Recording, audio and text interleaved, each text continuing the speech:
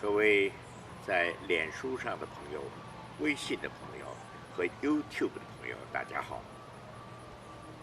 黄杰平今天在美国首都华盛顿，秋高气爽的时候，向各位报道一个好消息。我们在2天以前应邀去西维吉尼亚州去看一看一个从中国云南香格里拉搬来的房子，这是一个非常有趣的邀请。我们驱车从华盛顿然后到维吉尼亚州，接着再到西维吉尼亚州，马里兰、维吉尼亚州和西维吉尼亚州，我们去看看这栋房子。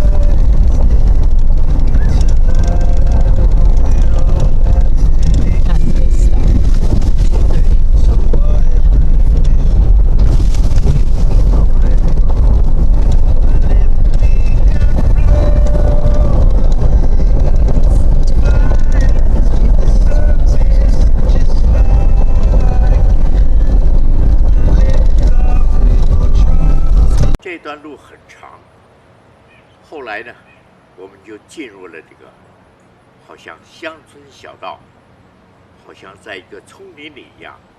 这个路呢非常颠簸，而且是没有完成的路，是一条非常小的路。那么我们就这样在里面走。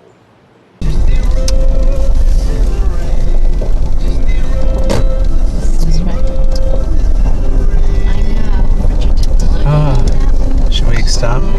All right, let's do it, Jay.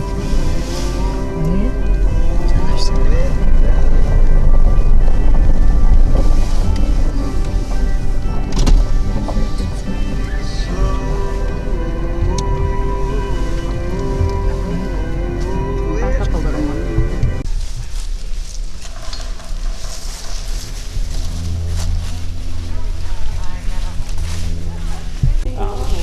How are you, Mrs. Swan? Good to see you. I can't believe I'm the phone. So nice. What do you think? This is really something. The only As you person thought? who's not allowed to snitch. Yeah, yeah. Olivia, it's a pleasure to meet you. It's nice to meet you too.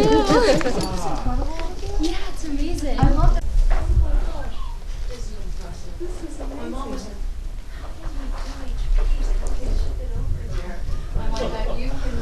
Daddy, it's good to see you. Thank you for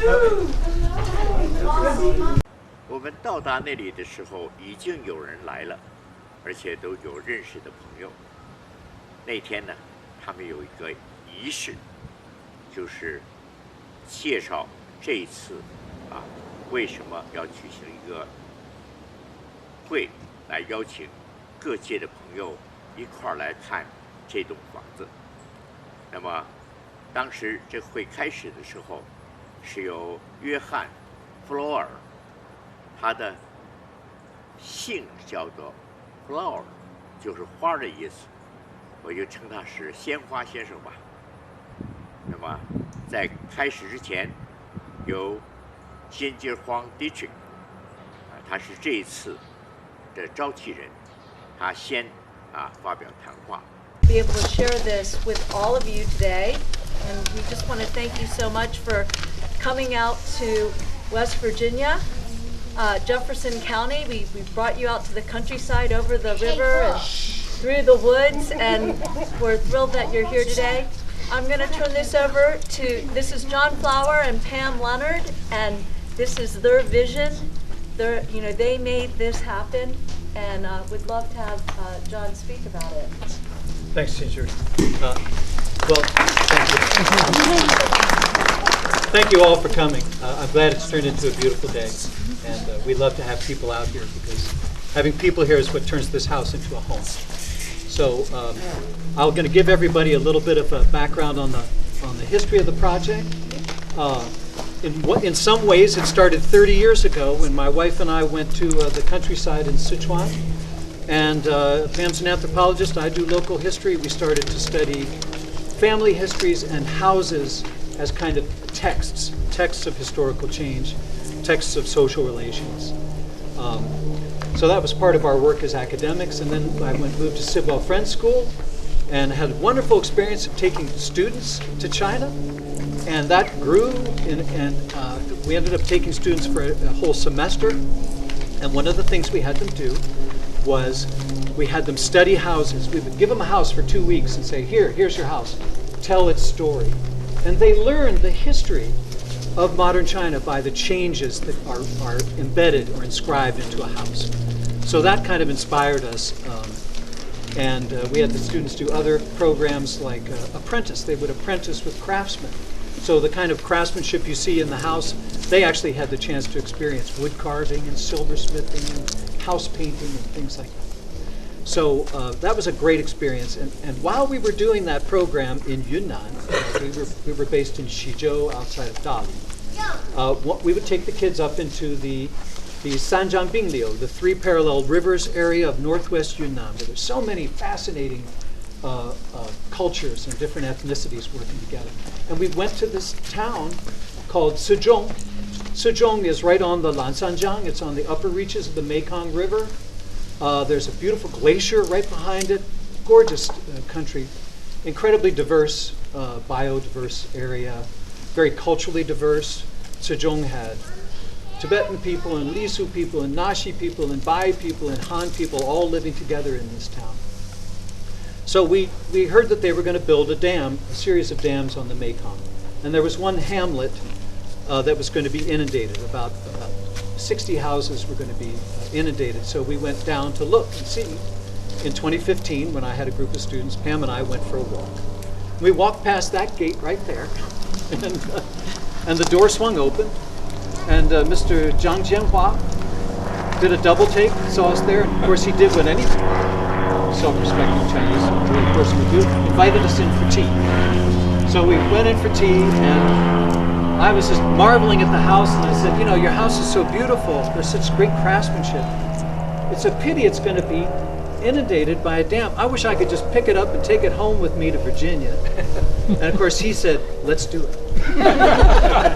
So you have to be careful what you say about that. So that was 2015. In 2017, Flower 的夫人，她也在30年前到中国去，她会说四川话，但是她现在用英语来介绍现在这栋来自中国云南香格里拉的房子和预算等等。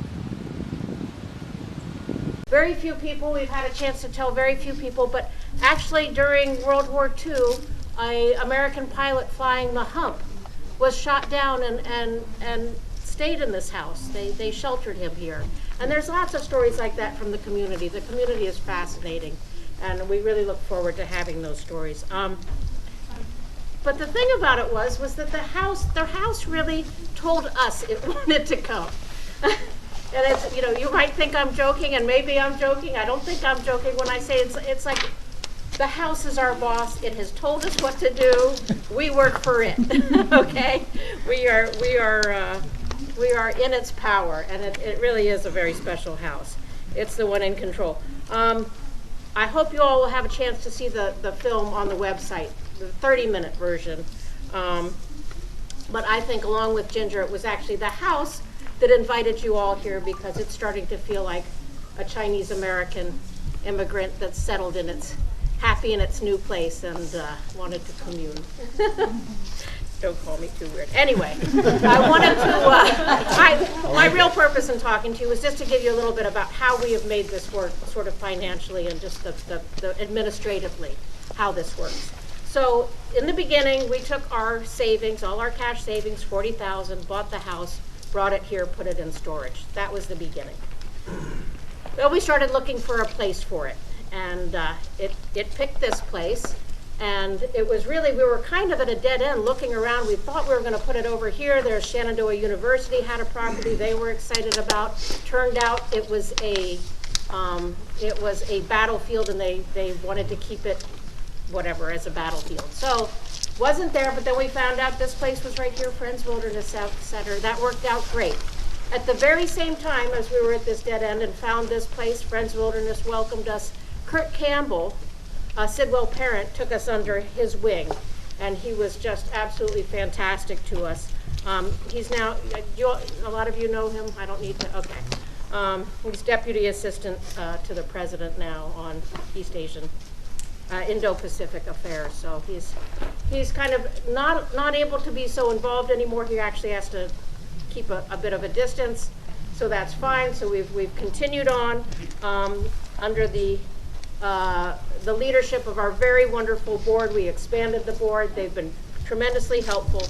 But for those first 2 years, he was actually our main donor. And at the end of the first year, he introduced us, another Sidwell parent, Wang Jin, introduced us to a couple from Potomac who were emigrated from Yunnan, and were very interested in this project and in educational programs. Dao Feng, Hu Dao Feng and Angela Hua, they have their own foundation, and they're the other ones who have done most of the funding of the project.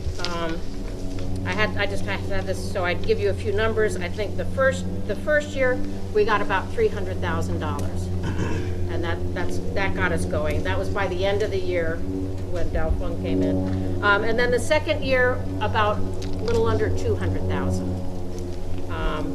So now we're coming into our third year, and it's a little bit complicated because Kurt's no longer with us, so we won't have his donations. We think Dao Feng will give us one more year of funding to complete the house and the bathhouse. I think we'll be okay for that.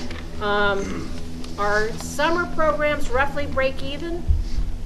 So that's worked out okay, but they're not, I mean, the main way this has all gotten done, both John and I are volunteers. We've never been paid for any of this. And all of the people that work for us at really reasonable rates. They've all bought in. We've had tons of volunteers. That's really what's made it happen. But we do have a few more things that we do need to do. Just so you know, we want to do the gardening. We have about a $250,000 plan to make a courtyard to bring down some of these trees. A lot of you probably didn't even notice there's a beautiful pond right there. That the kids problem solve on this. Building the rammed earth wall, coming up with the right formula. Hempcrete, they figured out a way to cut the cost of making hempcrete in half by adding clay, right? Yeah. To the mix. So always experimenting, and that's something I think we talk a lot about in education. But these kids are actually doing it. I couldn't be more proud of these kids. And then, you know, the best thing is they build themselves. There's an emotional aspect to it where they build themselves into this. So kids come back because they can go, I remember building that wall, so you become invested. And that kind of building of a community is, to me, it's the best.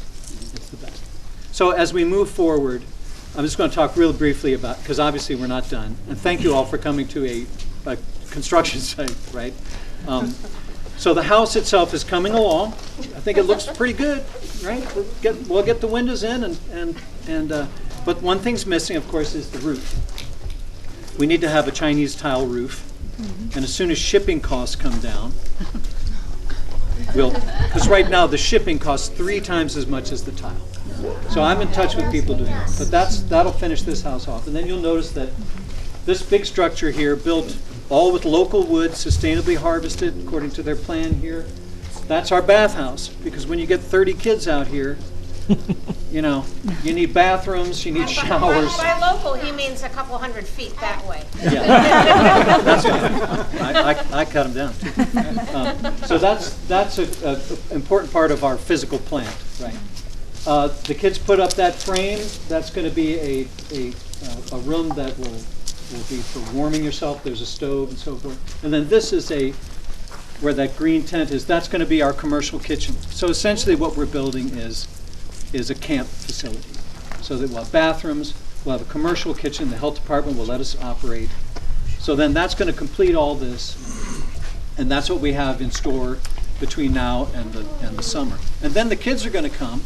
Brooke's going to recruit a lot of kids, and they're going to come this summer. And this summer, we want to do gardens. So imagine 2 planters out in front, stone planters, stone steps, right? And then imagine another garden back here where that wall ends, and then another garden where this shed is and we'll take down. That will be intensive vegetable gardening. You know, farmers are 40 centuries, so intensive vegetable gardening. Changes of agriculture in rural China. That room up there we want to make into like a library where we could sort of document the government policy and how that's affected rural life since from pre-revolutionary times to today. The center room up above would be typically used for religious purposes, so we could have a display about local folk religion, both Tibetan, Buddhist, and Bai, and other. And then this room up here could be devoted to family and kinship, and sort of the house as a text of family structure. And then this room here, we thought we would have special exhibits, sort of rotating special exhibits. But we had another idea. We were inspired by having some folks just walk in here. They were Chinese heritage people who walked in and said, "Is this what I think it is?" And they began to talk about the house. And, "Oh, I remember my grandmother's house," or "I remember when I was sent down to the countryside, we lived in a place like this." So we want to have like a StoryCorps place where people could record their stories about their own experiences inspired by the house. So those are kinds of the things that we want to do here.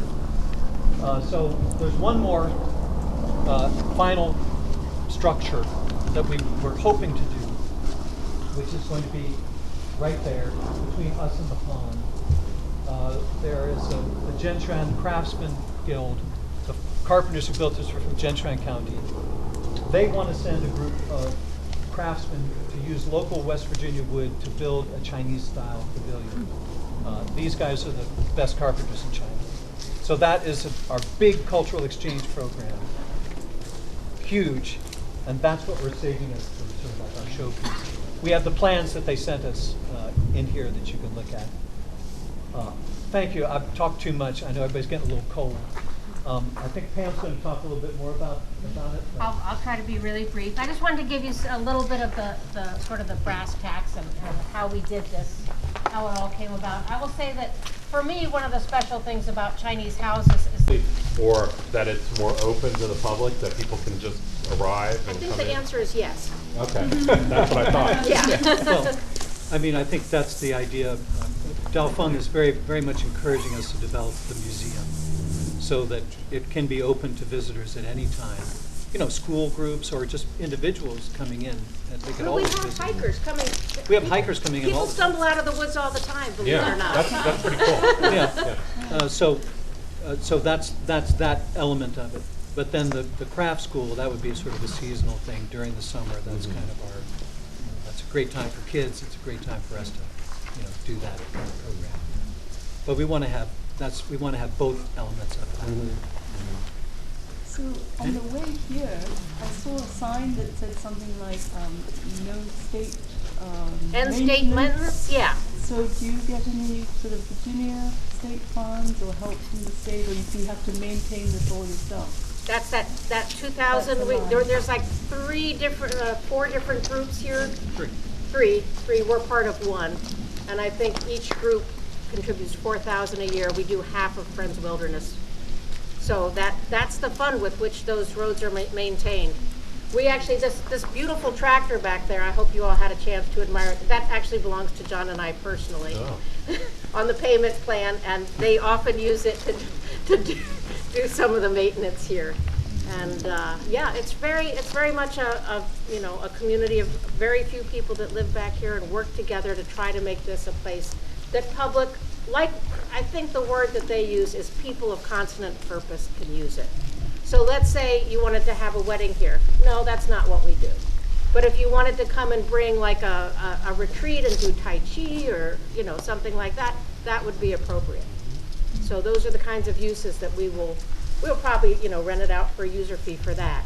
But the core programs are what John's hoping to do with these summer programs. So it's a mixed bag. I hope that helps and wasn't too confusing. Who all can join the summer camp? 在场的宾客也发表他们对这个建筑的感想和看法。那么现在呢，就听听他们的讲话。 Rural life, many Chinese, they live in the rural parts of China. I think that is also a good window to, to learn about Chinese culture, Chinese traditional culture. So I really enjoy working here every summer with students, with Pam and with John. So yeah, that's I just want to share my experience. So I'm Brooke. I'm a senior at Signal Friends School, and seeing how we learned, for example, we learned about each of those paintings or the drawers, and then we put it together and we puzzled over it, we put it together, and I think really interacting with the house, treating the logs, seeing how we learned about joinery, how this house did not use any nails at all, and it was only relying on the traditional building methods, and really seeing how it fit together was I think a really important part of learning that we don't see every day in the classroom. And yeah, we worked on this year we worked on the hempcrete, and then we worked on rebuilding the houses. We put up all the walls here this year, and I think it was really fun. And we also learned a lot about culture here. I think it was a lot of work, but also we had a lot of fun. I think in the second week they made a lot of food. Yeah, and then in the first one we made baskets from the trees, and overall I would say personally, since I'm ethnically Han Chinese, and my parents, my grandparents, they came from big cities in China. So for me, it was really interesting to see the traditional Chinese structures, or traditional Asian structures, and building mechanisms. Because for me, at least, when I visit China, I think of the big cities, but I've never really been to rural China, and I think this I would have never expected to learn about it in rural West Virginia, but this is something that I found here, and I think it was a really great program. I would advise all of the Sidwell kids to come this year. Yeah. Thanks, Brooke. Thanks. I'm gonna wrap it all up. I'm gonna wrap it all up, guys. Thank you guys so much for coming. Thank you for coming. And please take the fruits with you. Okay. The big question is, why did you guys all come out here? And I think it's clear. One, this is a living museum. It's a part of life in Yunnan, and this knowledge about rural life in China is disappearing. And what they've done is they've captured it, they've documented it, and they're preserving it here. So that's number one. It's a living museum. Two, cultural exchange. That's so important for the next generations to come. China's always going to be in the picture. Having that cultural understanding is so important now. It's critical. And so the cultural exchange, even the exchange between the West Virginian lumbermen, timber framers, working on this project with them, that's an incredible exchange. Who would have ever thought of that? 3, environmental sustainability, right? They're going to have workshops here where they're teaching about village engineering, sustainable engineering. They're going to be talking about health and healing. And these are like old approaches mixed with new approaches that these kids are all going to learn about, which is quite incredible. How to live without heat.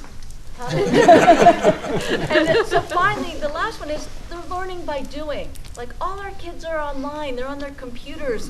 You know, we want to get them offline, learning with their hands, problem solving here, right here. This is tactile.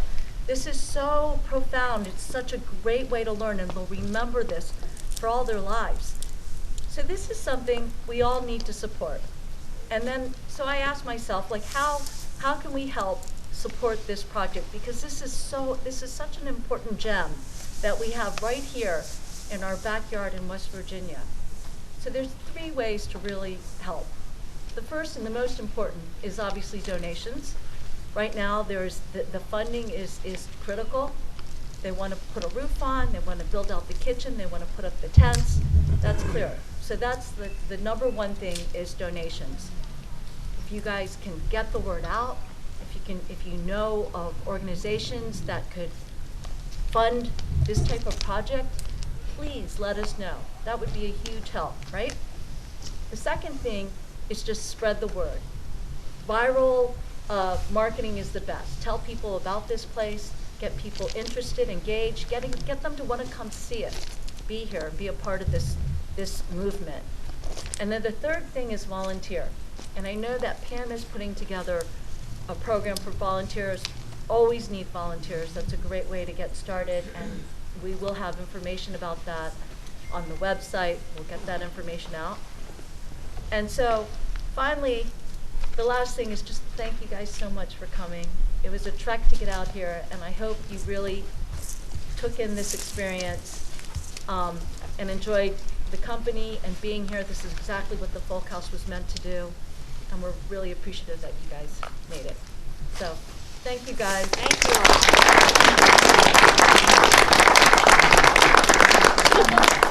Did you all discover that Ginger had brought up? That's the innovation.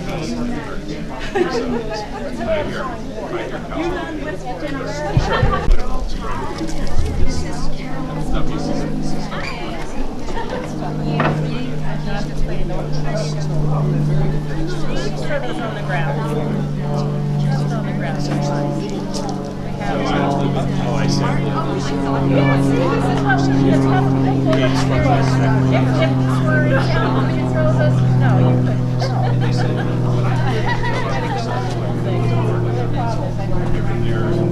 Yes.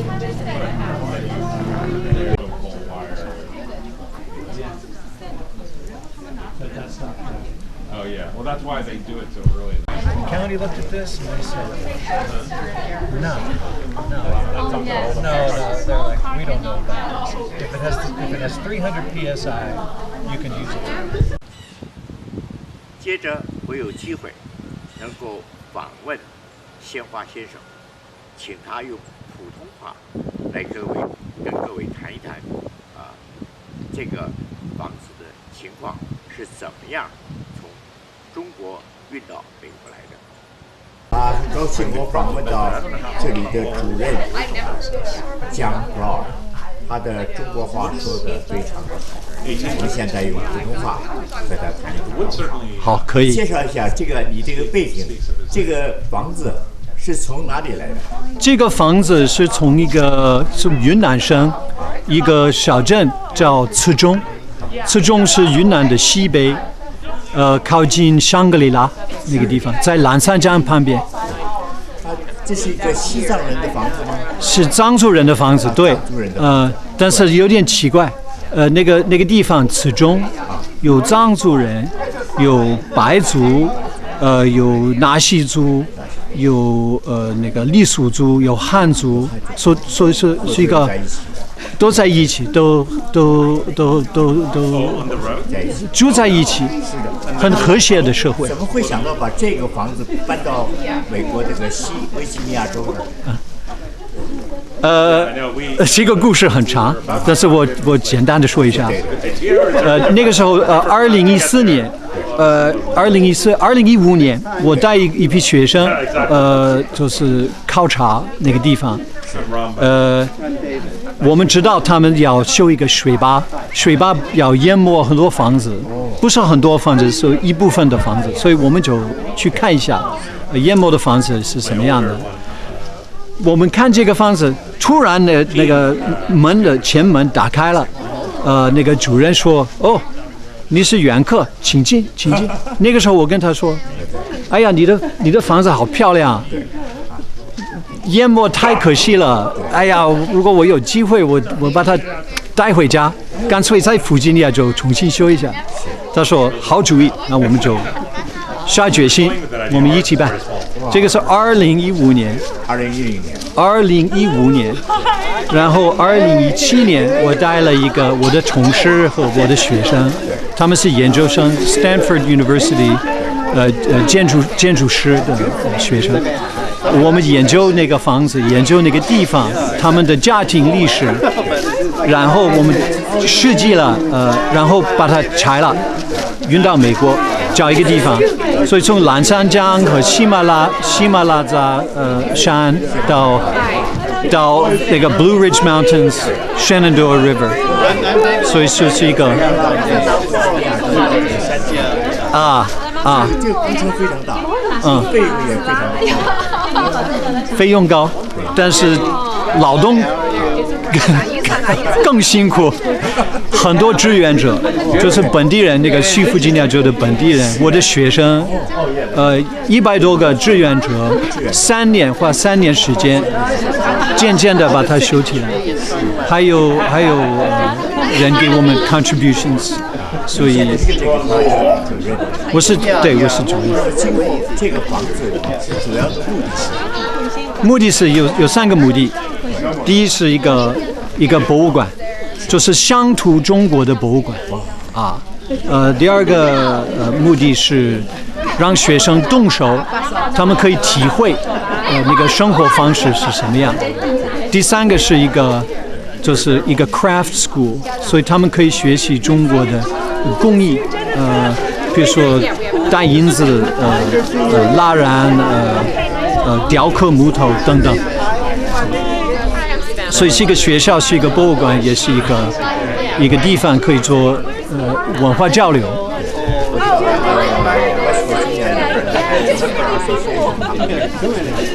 是，我们最宝贵的志愿者是 Timber Framers Guild， 他们是工人，他们修这样的房子，不是这样，就是美国的这一类的房子，他们觉得太有意思了，花了10天。12个人花了10天，他们是把那个木头把它捡起来了，志愿者1分钱都不要。他们说唯一的要求，我们在中国的弟兄，给他们一个机会过来，我们很想见面，很想有交流，所以这个是我们最大的愿望。还没有，但是这个是我们的计划。好的，我们非常高兴有机会访问江，因为这里确实是非常我们虽然跑了好远的地方，才发现是在这个深山里面、树林里面找到一个中国的孩子，真是不容易，万事如意，而且希望很多人都要到这里来参观，来看一看。欢迎，非常谢谢，好，谢谢黄先生，谢谢啊。那么现在呢，我就陪各位一块儿去看看这栋房子的内部情形是怎么样。Middle level was repainted by students. Wow. The top level was never touched up. And what's so interesting about David, I'm going to put your camera here. So I pulled out those two. as you can see. My father passed away a year ago, 100 years ago. And of course, the pandemic slowed things down for everything.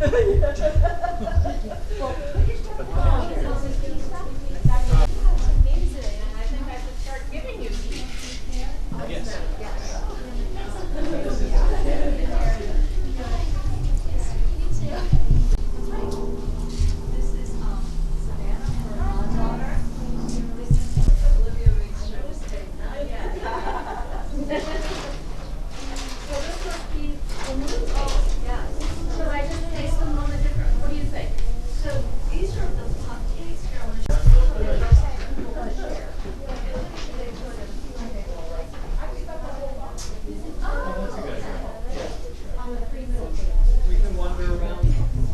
I'll do it. What will help introduce everything?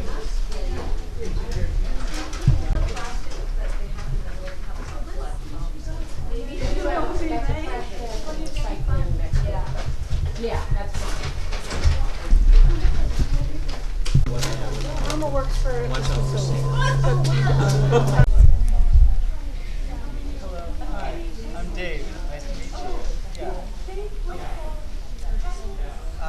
Smithsonian Folklife. Oh, okay. Yeah. I'm also this person's partner. Probably. Yeah, exactly.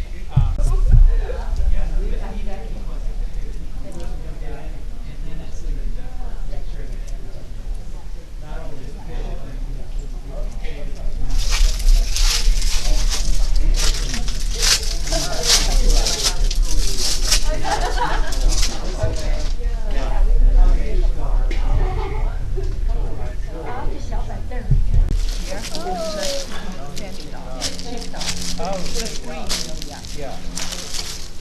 各位观众，今天我们这个特别节目就到现在为止，谢谢各位的收看。下次我们再向各位报道发生在大华盛顿地区的一些有趣的事。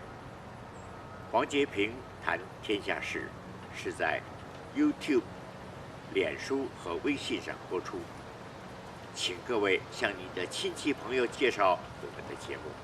再会。